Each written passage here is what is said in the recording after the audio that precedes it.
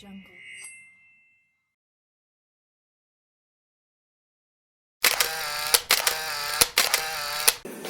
Bismillahirrahmanirrahim. Assalamualaikum warahmatullahi wabarakatuh. Alhamdulillahirabbil alamin. Hamdan katsiran thayyiban mubarakan fihi. Asyhadu an la ilaha illallah wa asyhadu anna Muhammadar Rasulullah. Allahumma shalli wa sallim wa barik ala Muhammadin wa ala alihi wa ashabihi wa man tabi'ahum bi ihsanin ila yaumil. Rabbi shrah li sadri wa yassir li amri wahlul 'uqdatam min lisani yafqahu qawli.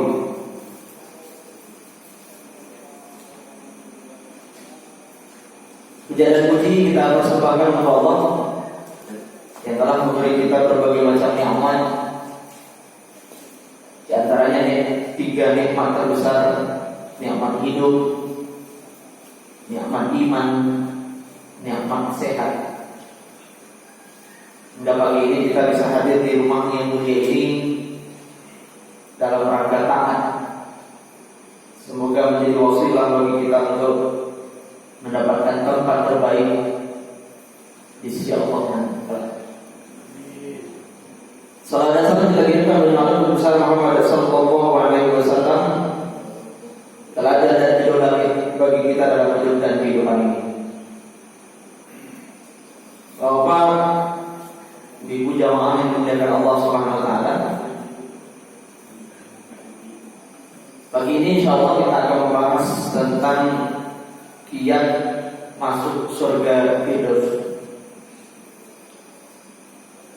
Siapapun kita sebagai insan yang beriman pasti ingin masuk ke dalam surga Firdaus, bersanding kelak dengan baginda Nabi Muhammad sallallahu alaihi wasallam. Satu hal yang mesti kita pahami bersama bahwa surga itu adalah kampung halaman kita yang sebenarnya. Jadi ketika kita bicara surga, pada hakikatnya kita sedang bicara kampung halaman kita. Sebagaimana yang diterangkan oleh Ibnu Qayyim al-Jauzi, kampung sebenarnya orang yang beriman itu adalah surga. Karena nenek moyang kita dulu, Nabi Adam dan Hawa, tinggal di surga. Dan kematian itu pada hakikatnya bagi orang yang beriman itu adalah pulang kampung. Kematian itu adalah pulang kampung. Maka mindset kita ketika bicara atau membahas tentang kematian itu harus husnuzon, harus positif tinggi. Kematian itu adalah sesuatu yang indah, sesuatu yang menyenangkan, bukan sesuatu yang buruk dan sesuatu yang menyeramkan. Karena di antara momen yang paling asyik dalam kehidupan ini adalah momen mudik gitu, momen pulang kampung. Tapi tentu ketika kita punya persiapan yang maksimal. Kalau persiapannya minim apalagi tidak punya persiapan, pasti kita tidak happy juga ya Pak. Walaupun ketika ngebayangin kampungnya asik, enak, seru gitu. Kemudian berikutnya bapak-bapak yang mulia, yang penting juga kita pahami bahwa hidup ini singkat. Subiat dunia dalam dunia ini dinamakan dengan dunia karena sebentar saja. Jalaluddin Rumi itu menyebut untuk hidup yang hanya satu tarikan nafas. Karena ketika tiba masanya kematian datang kepada kita, kita akan menghirup nafas, tapi nggak bisa lagi mengeluarkan nafas itu. Jadi betapa singkatnya hidup ini sebenarnya.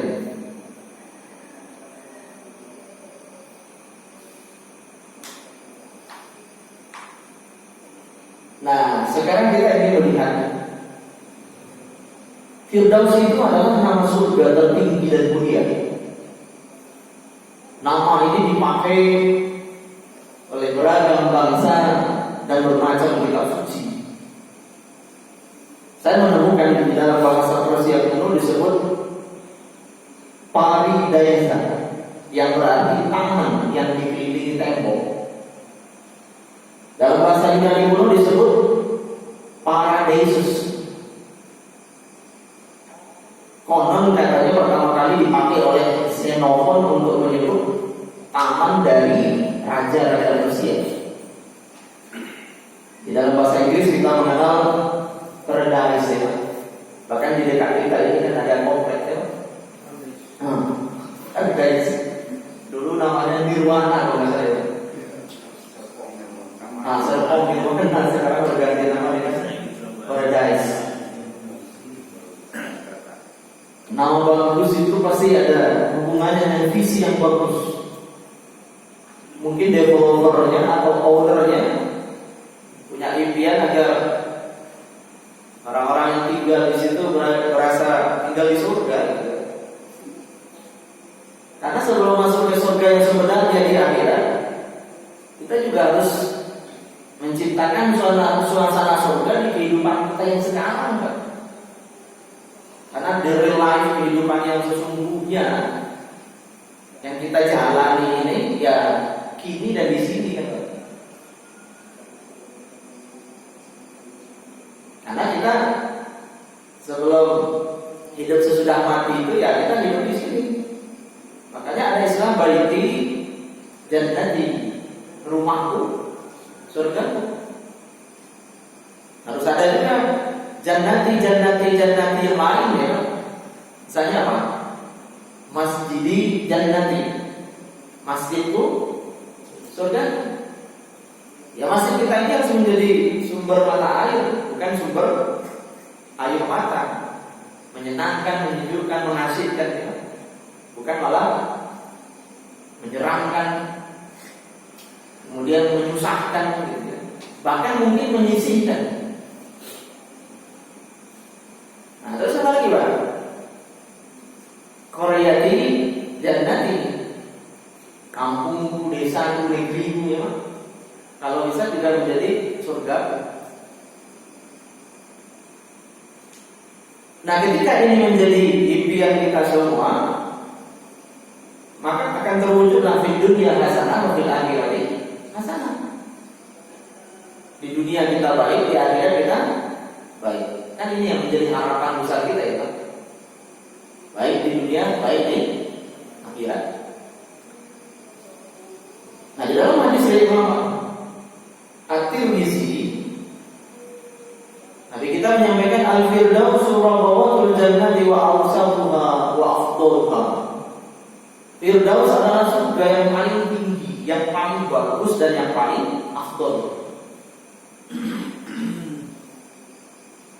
Rawatul jannah atau a'lal jannah, surga tertinggi, surga terbaik. Nah, apakah mungkin kita masuk ke surga ini? Nah, ini yang penting, Pak. Kita harus husnuzon, Pak. Mungkin, insya Allah. Karena Nabi memberikan harapan itu. Kullu ummati yadkhuluna al-jannah illa man aba. Setiap umatku itu akan masuk surga. Nah, kata kuncinya di situ, Pak. Setiap umatku akan masuk surga.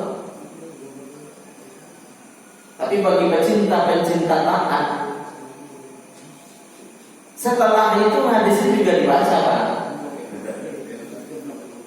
Tapi kalau bagi pencinta maksiat, nah bisa jadi setelah itu gak dibaca. Setelah umatku masuk surga, ya udah sampai di situ. Mau baik, mau jahat, ya insya Allah masuk surga. Karena Tuhan itu adalah Ar-Rahman Ar-Rahim, yang maha pengasih lagi maha penyayang.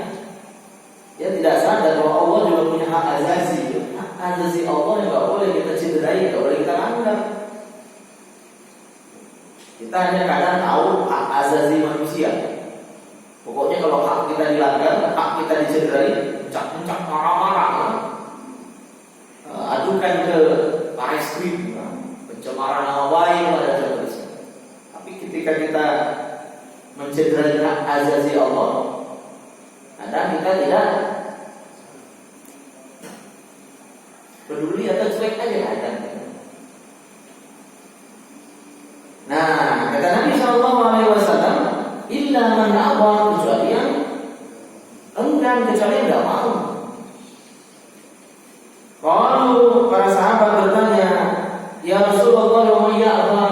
Wahai Rasulullah, siapa yang enggak mau masuk surga ini? Kalau Nabi kita menjawab, man ata'ani dakhala jannah.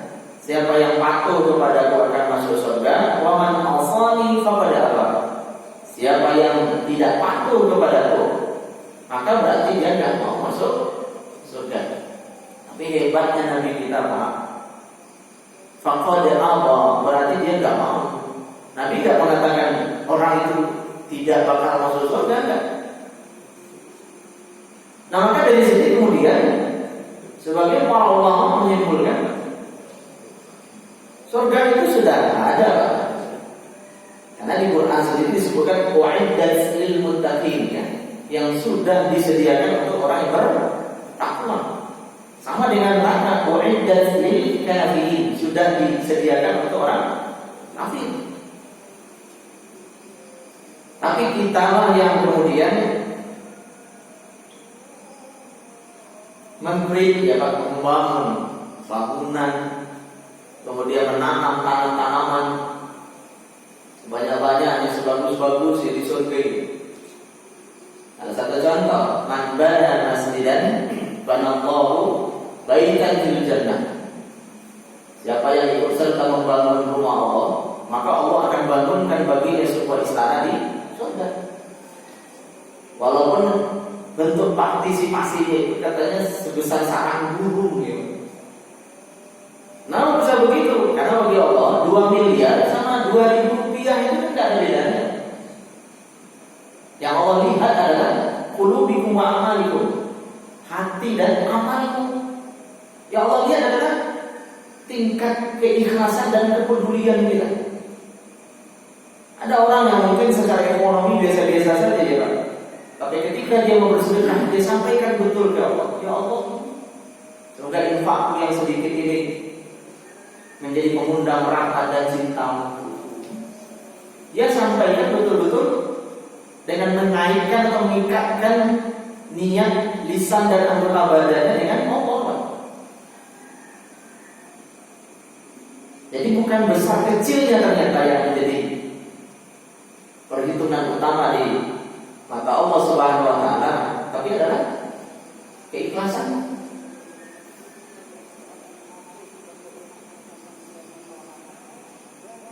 Nah, kemudian Bapak-bapak, sebelum kita insya Allah sampai ke Firdaus itu, ada hal-hal yang harus kita pertanggungjawabkan nanti di saat berhisab. Disampaikan oleh baginda Nabi di dalam hadis Imam At-Tirmizi juga, la tazulu qadama 'abdin yawm al-qiyamati hatta yus'ala 'an 'umrihi fima afnahu wa 'an 'ilmihi fima fa'ala wa 'an malihi min aina iktasabahu wa fima anfaqahu wa 'an jismihi fima adlah. Tidaklah akan bergeser kedua kaki seorang hamba menuju surga atau neraka hingga ia ditanya tentang umurnya, untuk apa ia habiskan, ilmunya untuk apa ia amalkan, hartanya dari mana ia peroleh dan kemana ia habiskan, dan badannya untuk apa ia gunakan. Jadi ada 4 perkara, ya. Nah, ini boleh dihafalkan nih, Pak. Ini kisi-kisi. Ini kisi-kisi soal ini. Nah, dan soalnya ternyata nggak banyak, Pak. Ya kayak dosen di kampus lah, nggak kayak guru di sekolah atau madrasah. Nah, soalnya 40 PG lagi. Nah, soalnya pilihan ganda. Ya. Nah, kalau di esai, Pak, 4 pertanyaan ini. Umur dulu ya, umur ya. Kemudian berikutnya ilmu. Kemudian berikutnya harta. Kemudian berikutnya badan kita. Umur, Pak. Waktu yang Allah beri kita 24 jam sehari semalam itu. Kita pergunakan untuk apa saja? Untuk taat atau untuk maksiat? Untuk kebaikan atau untuk keburukan? Makanya sebagai mukmin kita harus sadar ya. Karena sadar diri ini menjadi sesuatu yang sangat penting dalam beragama. Sadar itu tentu hubungannya dengan hati kita ya. Makanya ada istilah sobrun, Rabbi syrahli sodri. Jadi kesadaran itu memang ada di dalam diri kita.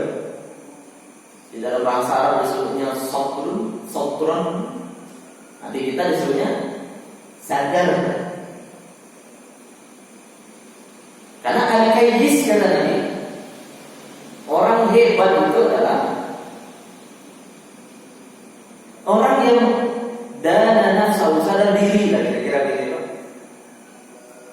Wa amila lima ba'dal maut. Lalu kemudian dia beramal untuk kematian atau untuk kehidupan sesudahnya. Nah, jadi orang yang sadar diri bahwa hidup di dunia ini pendek, sebentar. Lalu kemudian dia mempersiapkan bekal sebanyak-banyaknya untuk mudik gitu. Dan ketika sudah tiba waktunya untuk mudik, kita hanya ditanya tentang diri kita, tidak ditanya tentang orang lainnya. Nah, maka uruslah diri kita, urus kesalahan kita, jangan urus orang lain, jangan urus kesalahan orang lain. Hasibu anfusakum qabla an tuhasabu. Hisab dirimu sebelum kamu dihisab. Jadi hitung-hitung pakai pedagang gitu kan. Dia kan sering melakukan evaluasi akhir hari atau di sore hari. Apa yang dievaluasi? Untung dan rugi. Hari ini modal berapa? Penjualan berapa? Hari ini kita untung atau buntung? Laba atau rugi? Nah, biasanya kan evaluasi yang dilakukan oleh seorang pedagang itu seringnya kan sore hari. Bapak yang bergerak di bidang bisnis mesti ada meeting evaluasi tersendiri. Nah, untuk urusan akhirat kita juga harus melakukan ini. Jangan sampai kemudian kita hanya pandai merencanakan, tapi tidak pandai melaksanakan dan mengevaluasinya gitu. Atau yang lebih parah lagi, merencanakan enggak, melaksanakan enggak, evaluasi juga enggak. Nah, ini lebih parah lagi. Nah, ini bisnismen kacau gitu. Katanya sih sederhana prinsipnya, hidup ini seperti air mengalir gitu. Iya, kalau mengalirnya ke lautan indah ya. Nah, kalau mengalir ke dalam got penuh dengan tikus. Nah, apa iya kita rela hidup kita seperti itu. Nah, jadi umur, ilmu, harta, kemudian badan kita. Nah, ilmu hebatnya coba kalau perhatikan riwayat ini. Di teks Arab itu ketika hadis bicara ilmu, fi ma fa'al, untuk apa dipakai, untuk apa digunakan. Kita tidak akan ditanya dari mana kita mendapatkan ilmu. Karena kita bisa saja berguru kepada siapapun. Hatta lisabi, bahkan kepada anak kecil. Hatta lil jununi, bahkan kepada orang gila. Mau kita bisa belajar sama orang gila? Banyak orang yang belajar sama orang gila, Pak. Bahkan menjadi riset kan, kenapa orang gila itu jarang sakit coba? Padahal yang dimakan itu kan seringnya kotor-kotor. Kemudian kenapa orang gila itu selalu tersenyum bisa gitu? Itu kan jadi bahan kajian, Pak. Kenapa orang gila itu jarang sakit? Mana nanti bapak bacanya. Sementara orang yang normal ini sering sakit. Ya kalau tidak semua ya. Satu jawaban yang pernah saya temukan, orang gila itu selalu berpositif thinking, Pak. Di pikirannya itu semuanya baik. Jadi ketika dia mengkonsumsi satu makanan, dia enggak berpikir bahwa makanan itu akan menjadi racun begitu pun, enggak, dia makan ya. Nah, kalau kita ini kadang suka banyak suzonnya, suka sering bernegatif thinking. Ini kalau saya hujan-hujan nanti demam nih. Apa coba hubungannya hujan dengan demam? Padahal di Islam sebenarnya hujan itu barokah juga. Allahumma shayyiban nafi'an. Ya Allah, jadikan hujan ini bagi kami membawa manfaat. Jadi Allah menurunkan berkahnya di antaranya di saat hujan. Maka kita disuruh banyak-banyak berdoa ketika hujan turun memang. Tapi kadang di mindset kita ditanamkan bahkan dari kecil ya. Oh, jangan apa? Jangan hujan-hujanan nanti sakit gitu. Akhirnya itu tumbuh dan membesar di dalam diri kita. Akhirnya kita wariskan lagi ke anak-anak kita. Nah, coba kalau yang dibangun itu adalah mindset positive thinking ya. Silakan hujan-hujanan supaya Allah menambah berkahmu. Kalau anak kita mau izin minta main hujan-hujanan, ya kalau menurut saya silakan saja. Tentu kita juga punya pertimbangan ya Pak. Nah, pertama ya pertimbangan ilahiyahnya, kemudian pertimbangan ilmiahnya. Karena kita tidak akan bisa lepas dari dua hal ini ya Pak. Pertimbangan ilahiyah, ya karena kita tahu ilmunya, hujan itu berkah gitu. Kemudian hujan itu adalah anugerah Allah Subhanahu wa taala untuk menyuburkan bumi ini ya. Termasuk menyuburkan diri kita. Makanya itu Bapak lihat ketika perang Badar itu. Ketika perang Badar itu kan Allah anugerahkan ya. Nah, di antara berkahnya kepada orang yang beriman apa Pak? Hujan, kemudian berikutnya kan rasa kantuk yang teramat sangat itu kan. Setelah itu ada pasukan segar gitu, akhirnya bisa menang. Nah, jadi kaitan dengan ilmu Pak. Nanti saat berhisab kita tidak ditanya guru kita siapa, tapi yang ditanya itu adalah ilmu kita amalkan untuk apa. Maka silakan belajar kepada siapapun gitu. Bahkan Bapak boleh kita belajar kepada orang-orang yang non. Bahkan memang saat ini ya, qadarullah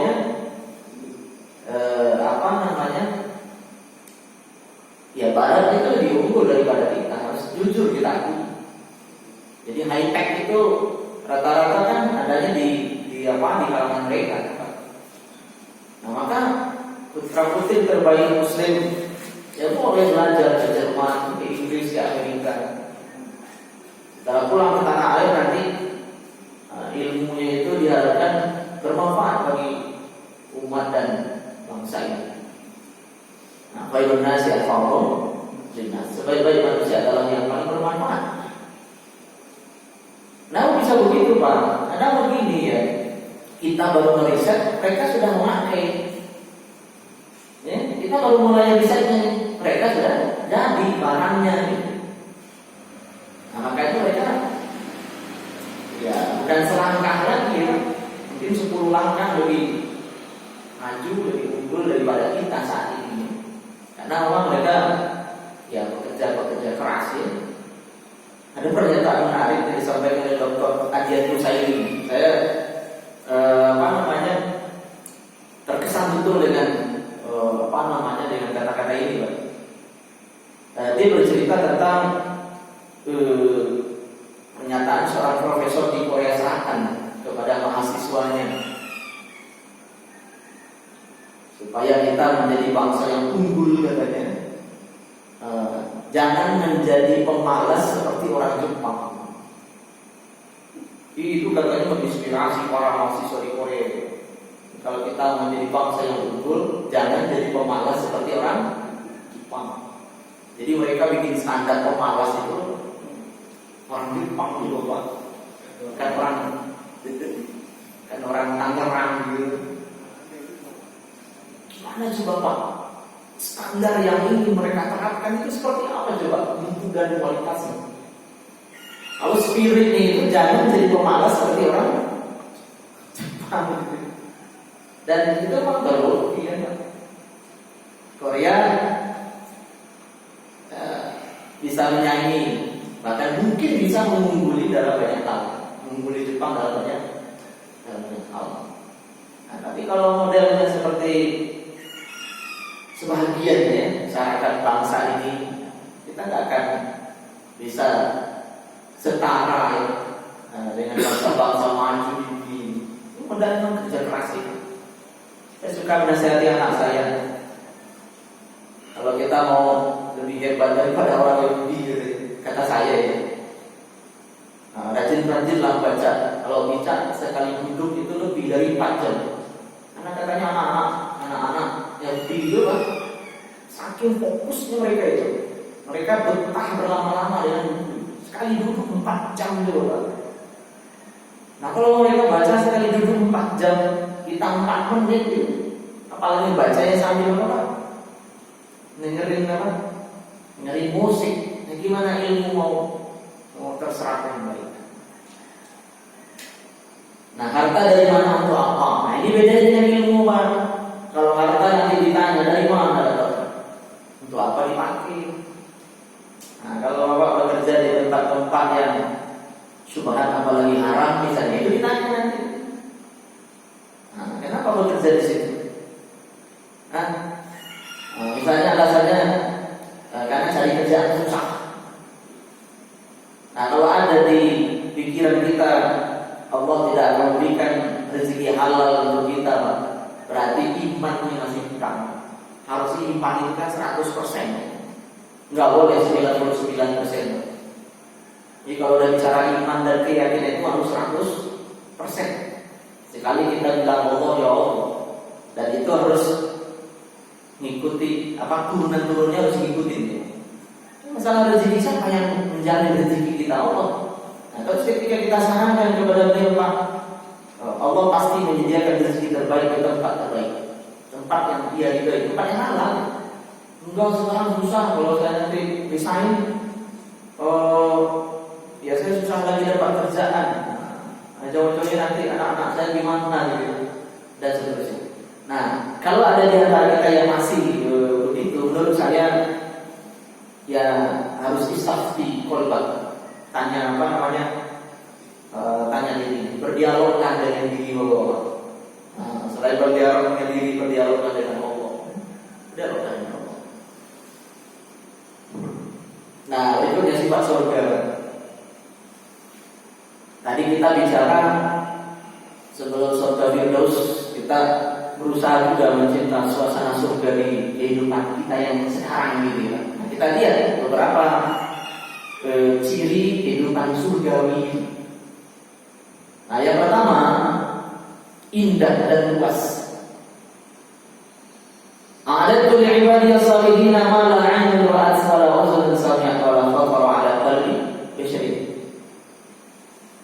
Allah berfirman, aku telah menyiapkan untuk para hamba-Ku yang saleh ya, berbagai kenikmatan yang tak pernah dilihat oleh mata, tak pernah terdengar oleh telinga, bahkan tak pernah terlintas dalam pikiran manusia. Tak pernah dilihat mata, tak pernah didengar telinga, bahkan tak pernah terlintas dalam pikiran kita. Nalar kita aja gak mampu membayangkan indahnya itu. Ketika kita berkhayal tentang sebuah tempat yang ramah indah, semua yang terbuat dari berlian termahal, itu bukan surga. Karena surga yang sebenarnya tidak bisa dibayangkan. Nah, maka sesuatu itu kalau kita mau yang kehidupan kita sekarang harus indah. Bapak bikin masjid harus indah. Sehingga ketika kita ngebayangin masjid kita ini, yang ada di pikiran kita apa? Keindahan. Bangunannya indah, tempat duduknya nanti indah. Nah, ketika orang nanti datang ke masjid kita ini, mereka terinspirasi. Enak banget sholat ini. Nah, gitu Pak, dipuji dagu. ketika berwudu. Airnya agak kencang, agak pelan. Dia agak mubazir. Nah, terus ketika bersih. Nah, termasuk rumah kita kalau bisa juga begitu. Kalau mau baiti jannati, rumahku surgaku, ya jadikan rumah kita itu indah. Karena rumah itu kan disebutnya selain baitun ya, bata yang itu, baitun itu kan tempat bermalam artinya. Kan juga disebut dengan sakan ya, atau maskan. Ada hubungannya dengan sakinah, tempat yang menenangkan. Nah, supaya Bapak tenang di rumah itu, ya rumahnya indah. Maka ya berusaha sungguh-sungguh, berdoa sungguh-sungguh agar Allah lapangkan rezekinya, sehingga bisa bikin rumahnya menjadi rumah yang indah. Anak-anak kita kalau bisa, juga senang kita karena rumahnya indah. Nah, yang berikutnya itu ya luas ya Pak. Kita sering dengar, tadi saya baca juga di rakaat kedua ya. Ketika Allah berbicara surga, "Arduhas samawati wal ardu u'iddat lil muttaqin." Yang luasnya seluas langit dan bumi yang disediakan bagi orang yang bertakwa. Nah, surga level terbawah itu kan, bagaimana disampaikan dalam hadis Bukhari dan Muslim, "Fa inna laka misla dunya wa 'asharata amsalha." Jadi sahabat dibangkitkan daya imajinasi oleh Nabi. Ini nanti orang yang masuk surga itu Pak, surga kualitas terbawah itu disebutkan apa? Sesungguhnya bagi surga seperti dunia beserta isinya dan 10 kali lipatnya. Makanya orang-orang sangat bergairah untuk bisa mendapatkan surga itu. Karena kita tahu Pak, rumah-rumah para sahabat ketika periode awal Madinah itu kan kecil-kecil, bahkan banyak yang tumpang. Karena ketika berada di Mekah mereka kan terusir dari hijrahnya. Nah, ketika tiba saatnya harus berjuang ya, berjuangkan Islam, berjuangkan diri dan keluarga. Nah, Nabi juga memberikan inspirasi seperti itu. Nah, sehingga akhirnya apa bahasanya Pak? Kemudian kasih ukhrawi walal akhiratu khairul laka minal ula itu jadi dominan. Akhirat lebih utama daripada dunia. Tapi bukan berarti boleh meninggalkan dunia, tidak. Tapi coba lihat Pak. Nah, ini surga level terbawah. Nah, ini akan diberikan nanti kepada Jahannamiyun. Jahannamiyun itu bahasa kitanya alumni neraka gitu. Jadi ada istilah Jahannami, alumni neraka. Jadi orang yang terakhir nanti keluar dari neraka, dia akan mendapatkan surga level ini Pak. Apalagi orang yang masuk surga tanpa harus mampir dulu ke neraka gitu, insyaallah. Nah, mudah-mudahan kita semua ya Pak, insyaallah Pak. Jangan berpikir udahlah saya apa-apa masuk neraka dulu aja. Apalagi kalau sampai ngomong udah saya masuk neraka aja apa-apa. Ntar kalau saya masuk neraka bisa bikin pesta sama artis internasional. Auzubillah. Jangan ngomong remeh, anggap remeh neraka itu. Karena inna ma'fudilat bitisnu wa sattina darajatan, panasnya itu 70 kali lebih panas dari api kita di dunia. Di amadil mumaddada, nanti di sana terikat. Tidak mati. Gimana coba menikmati kebersamaan dengan orang-orang yang juga masuk sama-sama neraka? Ini juga siksa, bukan nikmat. Jadi hati-hati meremehkan neraka. Karena Allah bilang, "Fattaqun nar." Takutlah kepada neraka allati waquduha an-nas wal hijarah wa 'iddat lil kafirin, yang bahan bakar itu adalah manusia dan batu yang disediakan oleh orang kafir.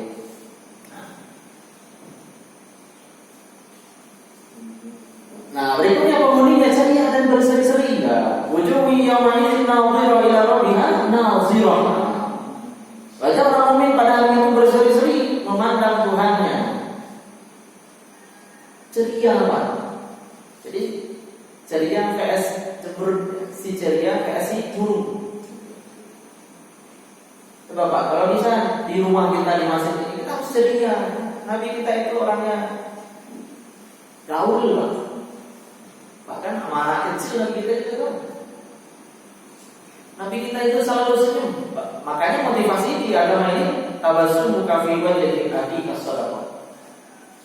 Senyumnya kamu ke saudaramu itu sedekah juga. Nah, kita harus berlatih senyum. Saya lihat di YouTube itu ada Pak polisi latihan senyum, ada training senyum.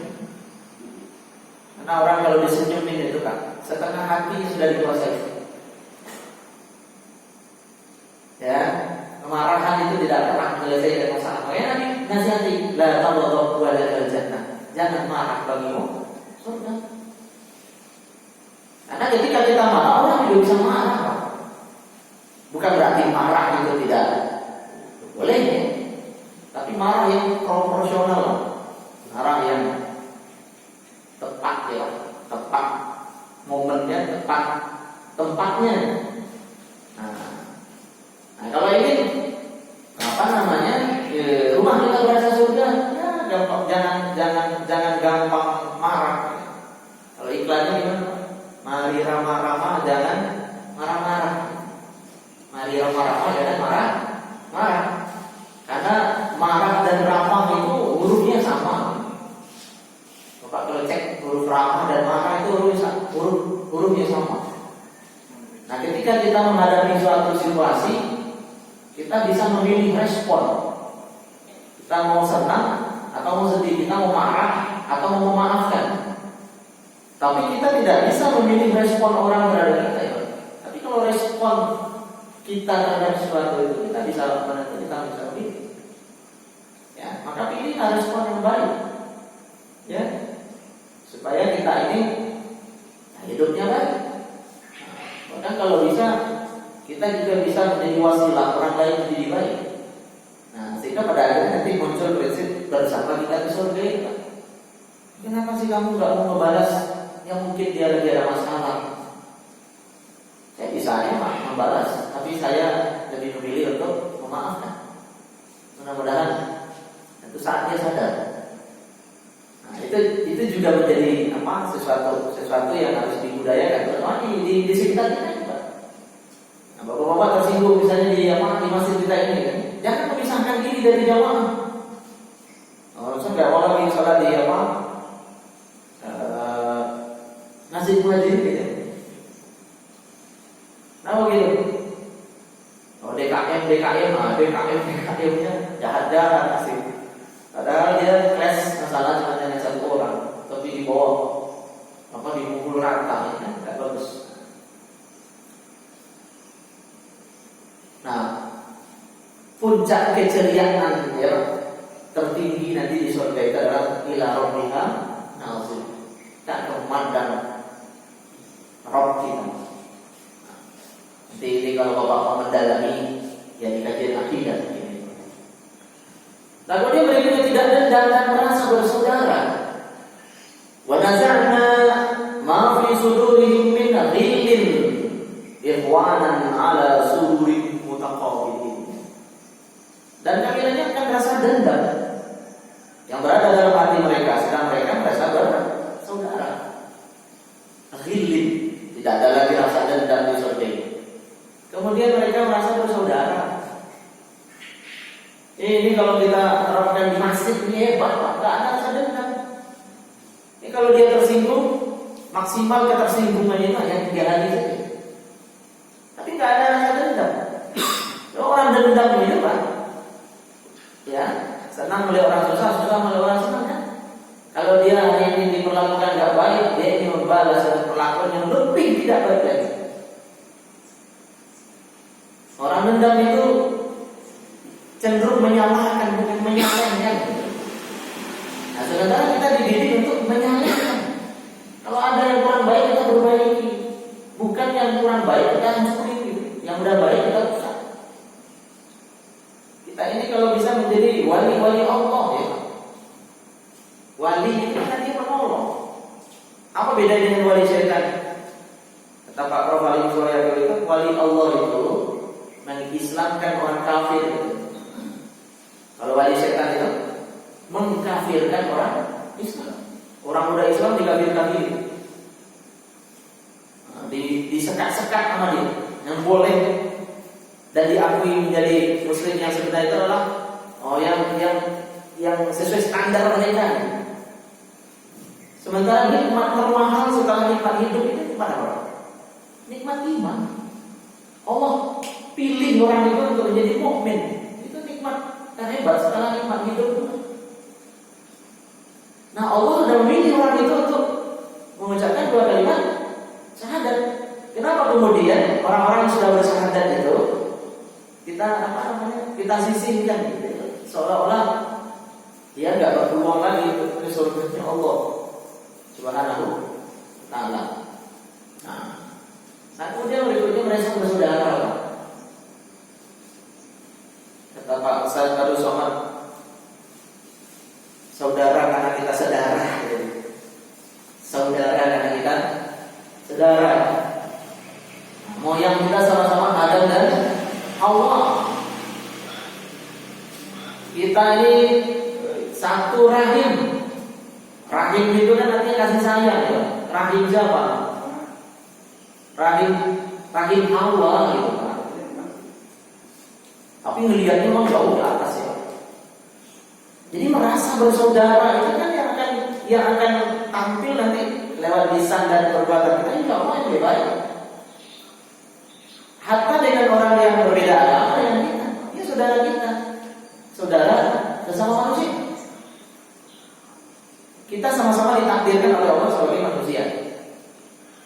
Nah, coba Pak, kalau kita melihat orang yang berbeda dengan kita, bahkan musuh kita dengan kacamata saudara ini, maka insya Allah kan akan ada selalu semangat untuk islah, memperbaiki. Ini siapa tahu suatu saat nanti dia masuk Islam gitu. Makanya dulu kita diingatkan betul ketika mondok itu, jangan gampang untuk menjudge, udah pasti di neraka. Tapi katakanlah kata kita itu yurja Islam. Mudah-mudahan Allah jadikan dia Muslim. Mudah-mudahan Allah tunjuki dia. Ya, amar ma'ruf nahi munkar, ya, nyuruh orang berbuat baik itu penting. Mencegah orang berbuat munkar itu penting. Tapi amar ma'ruf, nyuruh orang berbuat baik itu harus bil ma'ruf, dengan baik. Kemudian mencegah orang berbuat munkar itu juga harus dengan baik atau ma'ruf. Jangan sampai kemudian ketika kita mencegah orang berbuat munkar, muncul kemungkaran yang lebih parah gitu. Nah, ini sering terjadi memang di internasional. Maksud nanti ingin menjadikan pemimpin yang baik. Nah, tapi faktanya pada akhirnya malah jadi semakin buruk. Ini yang terjadi di Irak, yang terjadi di Libya, yang terjadi di mana lagi? Ya, di negeri Muslim lain seperti di Yaman. Nah, kemudian berikutnya bersemangat, tidak pernah capek orang. La yamassu fiha nasabun wa ma hum minha bimukhrajin. Mereka tidak merasa lelah di dalamnya dan mereka sekali-kali tidak akan dikeluarkan daripadanya. Jadi penduduk surga itu tidak ada capeknya dalam.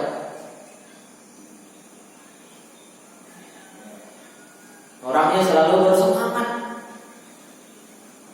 Nah, kalau di kehidupan ini, misalnya Bapak di rumah, mungkin di kantor ya, atau di masjid ini selalu bersemangat gitu, nggak pernah terlihat capek ngurusin masjid ini. Bahkan dia selalu menjadi konektor kebaikan. Yang tadinya belum semangat jadi semangat, yang tadinya udah semangat jadi tambah semangat gitu. Dan menurut saya salah satu yang bagus itu dicontoh itu ya masjid Jogo kalian ini ya, yang punya database jamaah gitu. Jadi mendakwai orang Islam juga menjadi sebuah hal yang penting Pak. Maksudnya itu jamaah kita tahun ini berapa? Kalau bisa satu orang punya target merekrut satu orang. Oh hebat itu Pak. Kalau hari ini jamaah kita 50 orang, target DKM 1 tahun ini 100 orang. Jadi satu orang ngajak satu orang, kayak multi level marketing gitu. Nah, karena kita ingin juga ya Pak, kesan-kesan Islam dan kesan-kesan Islami itu nyampe juga di hati-hati saudara-saudara kita yang belum ke rumah Allah ini. Nah, jadi kalau bisa, ya ajak mereka untuk gabung sama kita. Udah diajak sekali, 2 kali, 3 kali, kan belum 27 kali. Nah, kalau Nabi dulu katanya mendakwahi Abu Jahal itu, ada yang menyebut 27 kali beraudiensi, bertatap muka, ngajak face to face ngomong. Ditinggalkan Abu Jahal itu. Nah, itu ikhtiar apa namanya? Ikhtiar duniawinya lah ya. Ikhtiar ukhrawinya lah, didoain. Ini Nabi kita itu mohon sama Allah agar 2 Umar masuk Islam itu kan? Umar bin Hisham, kemudian Umar bin Khattab. Akhirnya Allah kabulkan Umar bin Khattab. Jadi menurut saya ya kita juga harus doain juga Pak. Pak pengen siapa yang aktif di masjid kita ini, doain aja. Bareng-bareng kalau bisa di grup masjid musola muncul kan namanya siapa yang mau Pak aktif di masjid ini, doain bareng-bareng. Oh ya, satu pekan ini kita doain sebulan supaya mau istiqomah masjid. Alhamdulillah, sebulan ini nambah 1 jamaah istiqomah. Habis itu bulan berikutnya nambah 5 nih Pak. Nah, kalau bisa seperti itu. Nah inilah bersemangat dan tidak pernah capek. Nah kemudian berikutnya penghuninya jujur dan sopan. La yasma'una fiha lagwa wala ta'siman illa qilan salaman salama. Jujur Pak. Karena katanya jujur itu mujur ya, berarti jujur itu kunci hidup mujur. Nah, kalau nggak jujur terbujur itu. Banyak kisah kasus ya Pak. Ketika jujur mujur dia, dimudahkan hidupnya, dimuliakan dunianya. Tapi ketika dia mulai nggak jujur, terbujur dia, terhina sehina-hinanya. Ya, dan yang tadi yang mulia semulia jadi hina sehina-hinanya. Bahkan pembunuh aja hina, lebih mulia kami. Saya kemarin Pak, lama saya perhatikan itu orang yang dari Jakarta, kebetulan di Tangsel kan lagi kebangun itu ya. Kebetulan lagi gali di depan rumah saya perhatikan dari bapak yang lagi masang pipa itu. Sampai segini air ini ke dalam lubang itu jelas dalam banget. Dia sampai tenggelam sama air segini lagi. Tapi saya melihat semangatnya yang luar biasa, Pak. Semangat duniawi ini, Pak. Dari jam 8 sampai kami pulang kemarin setelah asal dari masjid itu. Dia masih berada di dalam lubang itu. Jadi menurut saya betapa semangatnya dia. Dan dia gak mikir dapat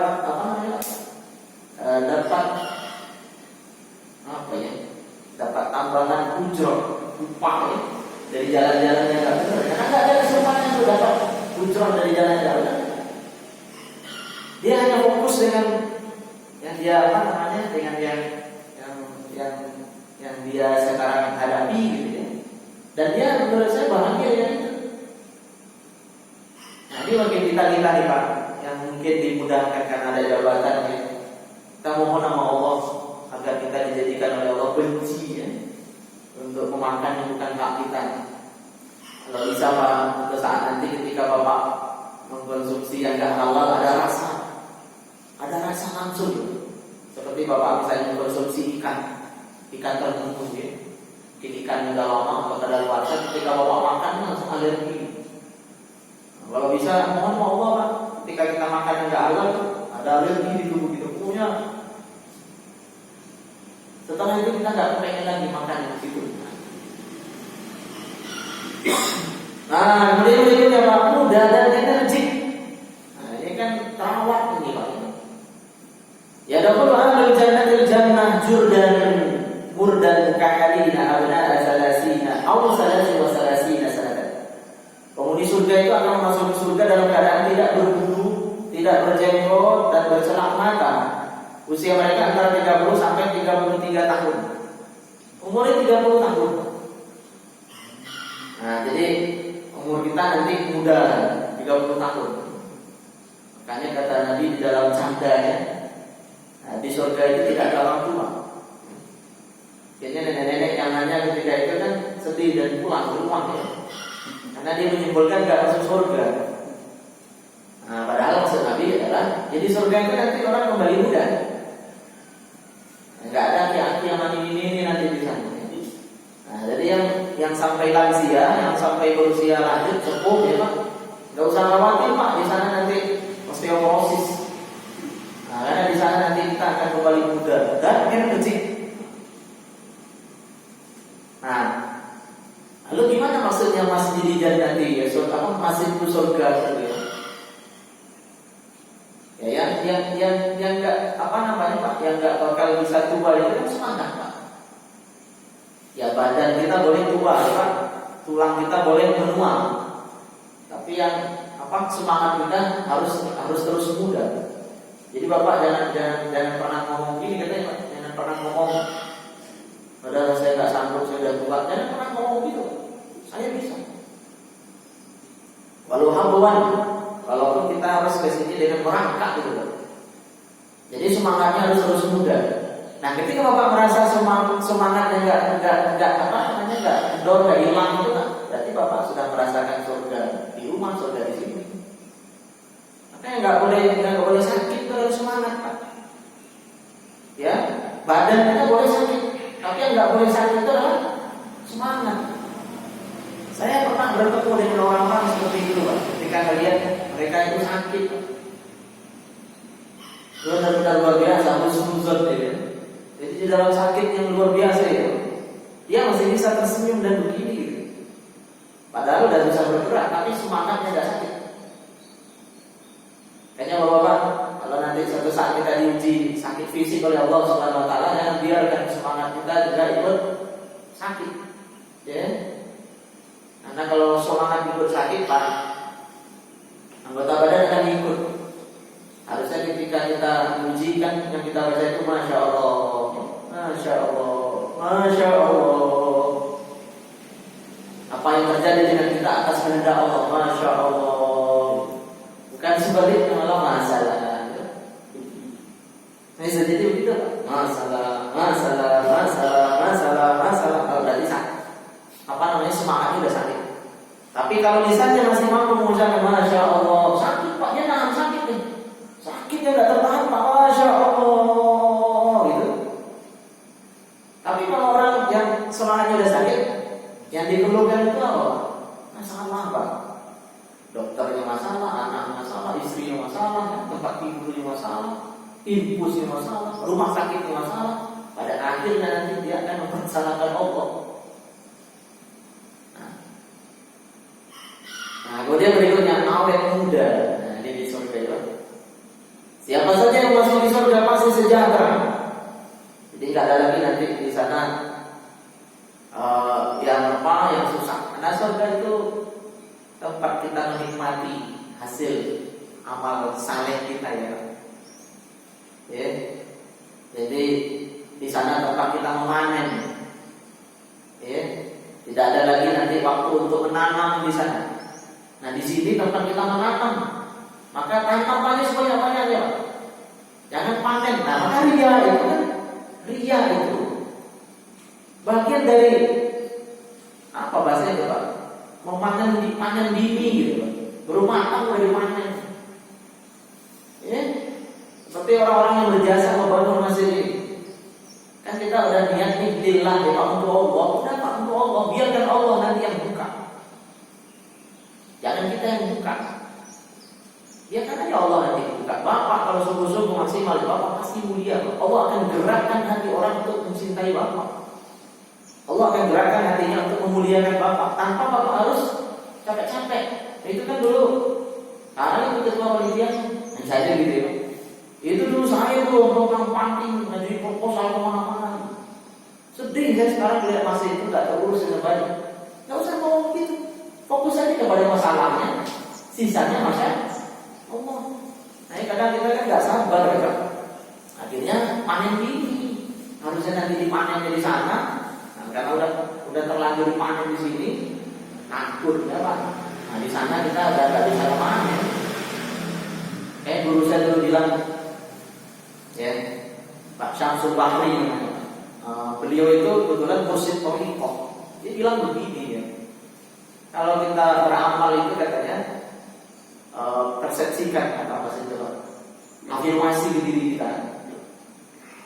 Setelah kita beramal itu, kita taruh di dalam sebuah berangkas bahasa sekarang ya, kunci rapat, kita pun lupa dengan pinnya dan kunci kita tidak bisa buka. Ini kan betul-betul menjadi apa namanya, menjadi wilayahnya Allah. Jadi kita serahin ke Allah, kita juga lupa kunci untuk membuka ini. Jadi jangan dibuka-buka sekarang.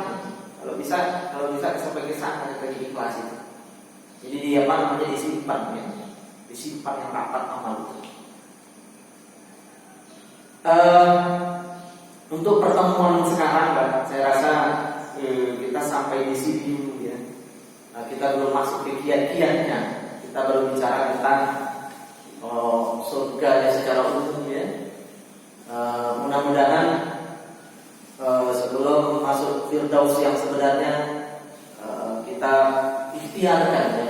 Suasana Firdaus itu ada dalam kehidupan kita yang sekarang ya, kini dan di sini gitu ya. Nah sehingga pada akhirnya nanti muncul semangat bersama untuk meraih surga yang sebenarnya. Jadi bersama kita ke surga yang Allah, bersama kita masuk Firdaus gitu ya. Makanya kalau ada yang kurang ya dari saudara-saudara kita, ya kita lengkapi. Kalau ada yang kurang semangat, ya kita ajak dia untuk semangat. Ya, kalau ada yang kurang rajin, ya kita ajak dia untuk rajin. Kalau tadi yang belum mau berjamaah, jamaah itu kan boleh. Belum mau berjamaah, gitu kan, masih munfarid, masih senang sendiri-sendiri, gitu kan. Kita rekat dia, ya, jangan malah kita rekat, karena ternyata rekat dan rekat itu. Nah hurufnya juga sama. Kita mau menjadi perekat apa perekat gitu. Nah kita kalau bisa menjadi perekat ya Pak. Nah, kita menjadi perekat saudara-saudara kita yang mau berbeda-beda nih Pak. Sekarang kita nggak ada yang sama ya Pak. Sarungnya saya lihat beda semua ya. Kita beda-beda Pak. Nah, kita baru ngomong yang nampak nih Pak. Nah, belum ngomong yang nggak nampak. Hati kita ini seperti apa sekarang kita kan, wow macam-macam dia Pak. Tapi kan satu tujuan. Kita hadir di sini kan satu tujuan. Apa itu Pak? Kita ingin mendapatkan ridho Allah. Kita ingin mendapatkan ridho Allah. Maka kita paksa diri kita untuk terus mau datang ke sini dan istiqomah menjalankan program-program dekatnya. Nah kalau diri ini disuruh milih Pak, datang ke sini atau mengikuti kesenangan yang lain. Kesenangan itu apa? Ya mungkin tidur, mungkin main sama anak, mungkin bermedsos, mungkin gowes ya. Ya nafsu duniawi kita pasti lebih dari itu. Tapi kan ada nafsu ukhrawi ya. Jiwa-jiwa kita yang merindukan kebaikan surga ya. Nah, dia juga mesti dilatih. Nah, karena katanya otot, kemudian urusan dunia, urusan akhirat semua butuh latihan. Kalau bisa sampai akhirnya kita ya mencintai juga urusan ukhrawi kita. Kesannya bahwa mudah-mudahan ada manfaat untuk kita. Barakallahu li wa lakum. Nastabiqul khairat. Subhanakallahumma wa bihamdika asyhadu an la ilaha illa anta astaghfiruka wa atubu ilaik. Kalau ada tanya jawab mungkin nanti sambil lah uduk morning. Uduk morningnya udah siap sedia. Assalamualaikum warahmatullahi wabarakatuh.